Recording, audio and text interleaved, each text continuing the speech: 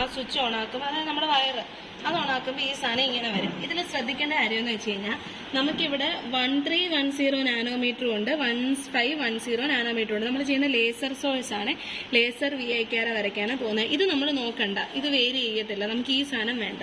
നമ്മൾ എന്താ നോക്കുന്നത്, 1310 നോക്കുന്നത്.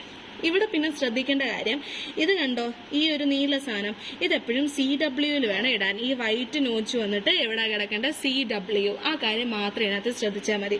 പിന്നെ ചെയ്യേണ്ടതെന്ന് വെച്ച് കഴിഞ്ഞാൽ വേണ്ട, ഈ നമ്മൾ ഇവിടുത്തെ ഈ സ്ക്രൂ ഉണ്ടല്ലോ, ഈ സാധനം ഇങ്ങനെ തിരിക്കുന്നതനുസരിച്ച് ഇവിടെ കറണ്ട് വേരി ചെയ്തുകൊണ്ടിരിക്കും. കുറച്ചങ്ങോട്ടായി കഴിയുമ്പോഴേ കറണ്ട് വരത്തുള്ളൂ.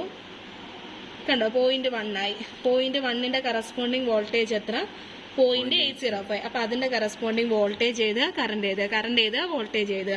എന്നിട്ട് ഇത് ഇച്ചിരി കൂടെ കൂട്ടി നമ്മൾ ഇനി നെക്സ്റ്റ് 0.5 നിൽക്കേടാ, 0.5 നമ്മൾ അങ്ങനെ 45 വരെ കൊണ്ടുവന്ന് നിർത്തിക്കണം. 45 വരെ എത്തിക്കണം. ഇപ്പം 0.1, 0.5, പിന്നെ 1, 5, 10 5 വെച്ച് കൂട്ടി പൊക്കോ. 0.1, 0.5, 1, 5, 10, 1.5 ഒന്നും എടുക്കണ്ട, 1, 5, 10, 15, 20 അങ്ങനെ നമ്മൾ ഏകദേശം ഒരു 45 വരെ ഇങ്ങനെ കറക്കി ചുമ്മാ കറക്കിയാൽ മതി. അങ്ങനെ നമ്മളൊരു 45 വരെയുള്ള കറസ്പോണ്ടിങ് വാല്യൂ നമ്മൾ എന്ത് ചെയ്യും, എടുക്കും.